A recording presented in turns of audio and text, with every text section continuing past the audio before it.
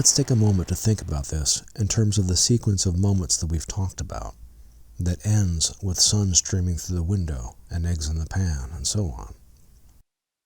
At each phenomenal moment, there's a different phenomenal moment of you. There's the waking up first you, the bringing her coffee you, the flipping eggs you. Each of these moments of you is utterly unique and complete, arises dependently, and lasts just for a moment. No you that moves through this morning is being produced by this process. At each phenomenal moment, there's a different phenomenal arrangement of world.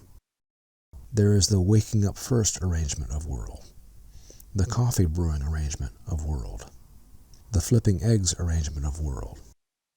Each of these moments of world is utterly unique, arising dependently, is completely empty, and lasts just for a moment. No world is ever produced by this process, so no world that moves through time is being produced by this process. I want to talk for a moment about this tendency we have to assemble the sequential moments of our lives, link them together, and think the result is ourself.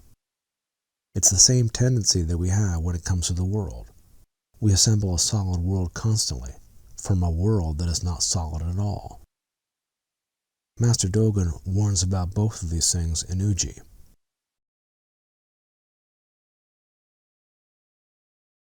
First, he warns about our tendency to establish a solid world. Master Dogen emphasizes that while it is human nature to construct a coherent world around us, it's important to remember that this constructed world is always a temporary assemblage that we have made, and that it doesn't last more than a moment. It is built 100% from sometime things. Your iPhone, your kitchen table, your partner, the frying pan are all sometime things.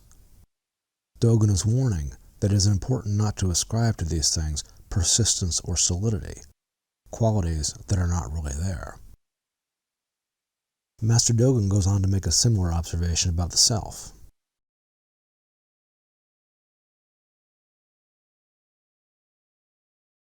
So we arrange the bits and pieces of our experience, the waking up early me, the making coffee me, the partner and eggs and sunlight me, into a me that we treat as myself. But all the parts of this me are empty, not really there, and immediately gone anyhow.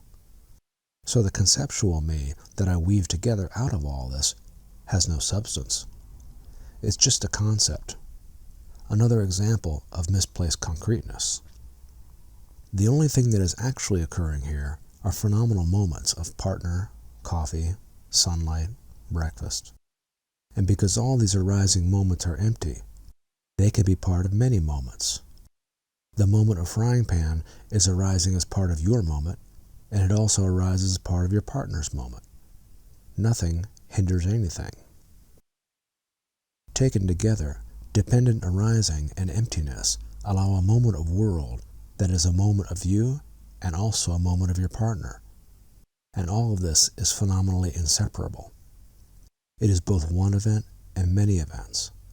It is both you and world.